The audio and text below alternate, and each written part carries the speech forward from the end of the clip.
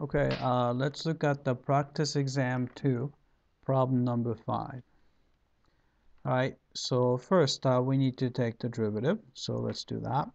So f prime of x is equal to, all right, so we have two things multiplied together, so definitely this is going to be a product rule, right? Take the derivative of the first, so put 3 in front. Keep the same quantity, so x minus 2, right? Subtract 1 from the power, so it's 2, right? Multiply by derivative inside, which is 1. So maybe I'll write that 1, right? Multiply by the second guy, which is just a quantity, x plus 1, right? Plus the first guy is quantity x minus 2 cubed multiplied by derivative of the second guy, which is just 1. Right? Then we try to factor out the common factor. Right? So you see that the quantity x minus 2 is here. There are actually 2 of them. And x minus 2, there are 3 of them here. Right? So we can factor out x minus 2 squared here. And I'm going to factor out 2 of them. So I'll just circle 3. So we know that there's another x minus 2 left over here. So we have x minus 2 squared, right? Then what's left is, okay, 1 really doesn't do anything, so I'm going to just cancel that. And here, times 1 doesn't really do anything, so I ignore that. Right, so what's left is 3 times x. So that will be 3x. Right? Then 3 times 1. So it's going to be plus 3. Right? So that will take care of everyone from the first term. And from the second term, we still have x minus 2. Right? Then clean up a little further. So you have quantity x minus 2 squared. Right? Then you have a 3x here and a x. So that will make 4x. Right? Then you have a 3 right here and a minus 2. So plus 1. Right? So this is the derivative of f. Right? Then to find the critical numbers, we're going to set the derivative equal to 0. Right? So there are two cases. Right? In order to make this whole thing equal to 0, we can make either x minus 2 equals 0. Right? So this guy, first guy. And you can see that by adding 2. So you can see x has to be 2. Right? That's one critical number. Right? The other way is you can actually find x value which makes 4x plus 1 equal to 0. Right? Then we can easily solve that by subtracting 1. Then you have 4x is equal to negative 1. And divide through by 4 to get x equals negative 1/4. Right?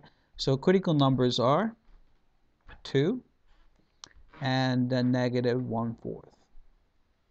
Alright, so that's part A. And part B, find open intervals on which f is increasing and open interval on which f is decreasing. So we're going to do increasing, decreasing analysis. Right? Take a number line. Alright, so that's the x value.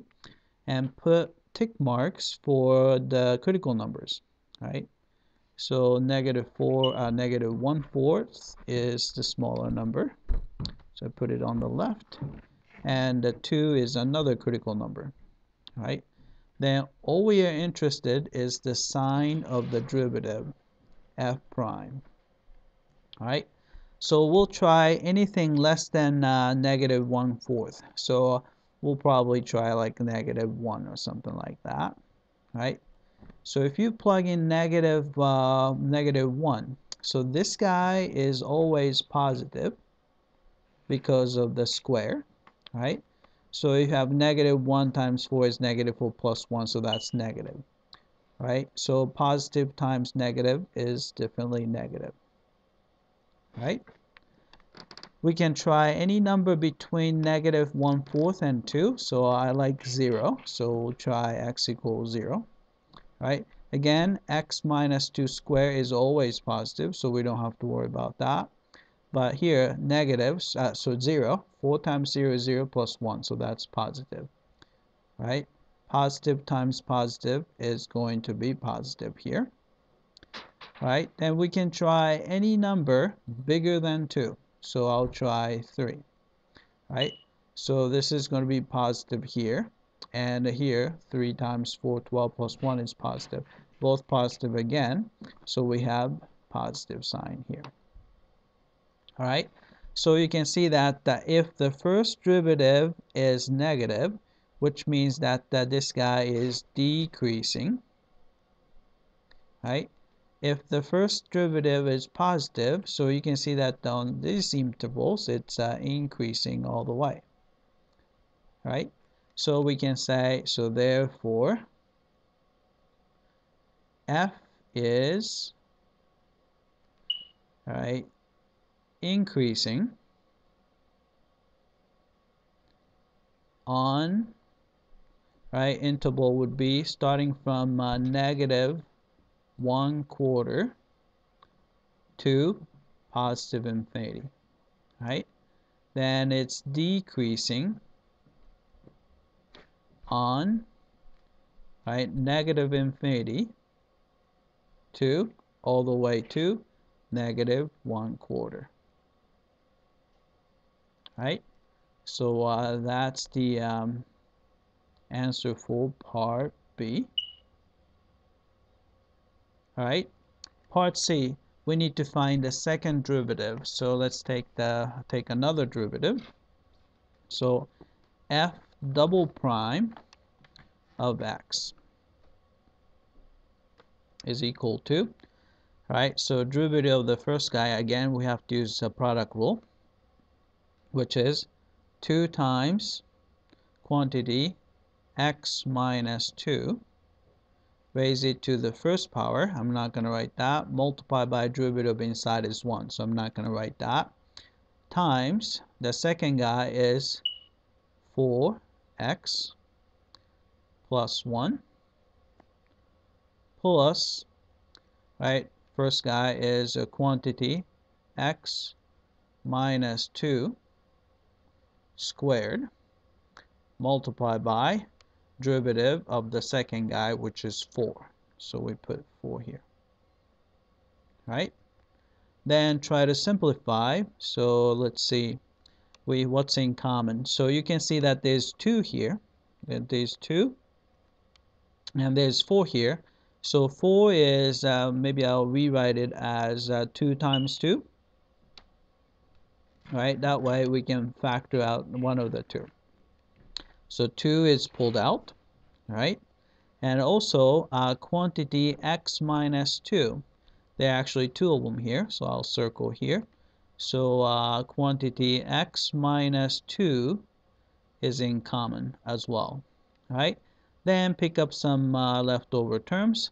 So you have 4x plus 1, so 4x plus 1 from the first term, right? From the second term, you have 2 times x,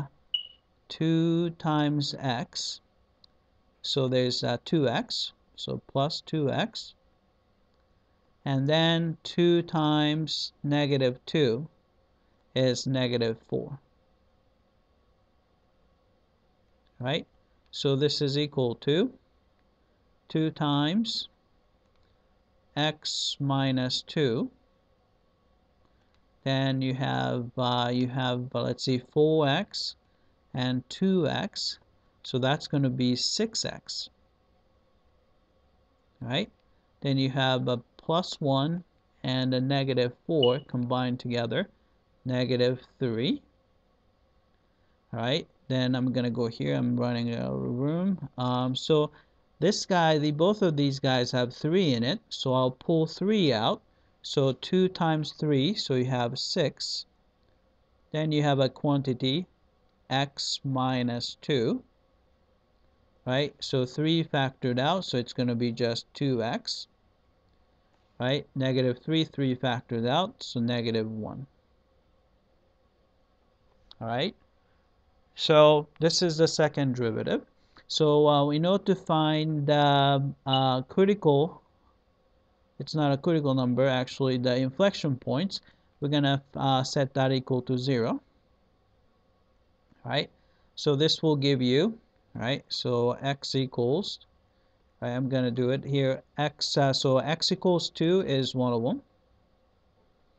Right, another one is 1/2 is another number. Right, by just setting this guy equal to 0. Alright, then we have to make sure that they will have inflection points, so we have to make sure that there is going to be a concavity change. Right, so a number line again. Right, then put 1/2 and also 2, because those are the x coordinates of possible inflection points. Alright, so let's look at the sign of f double prime. Alright, anything less than 1/2 would be okay, so I'll try x equals 0. Then plug in 0, so that will be negative here, and also negative. Alright, so negative times negative is positive here. Alright, any number between 1/2 and 2, so I'll try positive 1. Right, so if you put positive 1, 1 minus 2 is still negative, and 2 times 1 is 2 minus 1 is positive. Right, so negative times positive is negative. Right, then after 2, I'll try x equals 3. Right, so 3 minus 2 is positive, and the 2 times 3 minus 1 is positive, both positive, so this is going to be positive. Right, so you can see that this is going to be concave up here, and concave down, and a concave up, so there's a concavity change at this point, so this is going to be an inflection point there. Right, and here again at 2, there's a concavity change, so there's another inflection point. Right, I kind of run out of room, so we have to find the corresponding y value, so we're going to just plug in, evaluate f of 1/2 is going to be, all right, plug in 1/2 here, so it's going to be negative 3/2. Then you have to cube that. Right, then multiply by, right, 1/2, 1/2 plus 1 is 3/2 again. All right, so that will be negative. All right, so 3 to the 4th power would be 81. Right, 2 to the 4th power would be 16. Right, so one of the inflection point, there's no room here, so I'm going to write it here. So inflection points is going to be, right, when x is 1/2, right, y is negative 81 over 16. Right, so that's one inflection point. Another inflection point is at x equals 2, so plug in 2. Right, this one is actually easy. 2 minus 2 is 0, so it's going to be 0. Right, so it's at 2 comma 0. Right, So those are the inflection points. Right? That's it. I hope that this was clear.